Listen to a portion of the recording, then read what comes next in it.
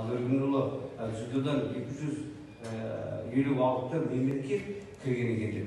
Бізде де осылай жылдар осындай еңбек етсек, бізде солай болады деп ойлаймын. Сондықтан да мен талайды көрдім, өзімде жас кезімнен сол қазақ күресінен бастап, осы күресті бастағаным, ақыр шынында бәрібірден Европаның, әлемнің, әлем кубогының, олимпиада чемпионы болғаным барлығы осы қазақ күресінен басталған. Сонда біздің бабаларымыз сол кездің өзінде кілем жоқ, шеше жоқ, сол далада күресіп, барлығы да осындай үлкен шыңға шыққан.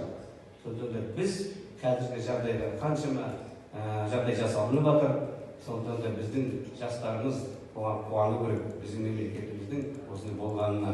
Сондықтан да әрине мен өте қуаныштымын. Осы ортада жүргеніме қолымнан келгенше мен жастарға үлгі бола біліп, осындай үлкен жұмысқа араласамын. Мен қолымнан келгенше барлығын да жасаймын деп сіздерге сенім білдіремін. Рахмет, егер жаңағыдай сұрақтар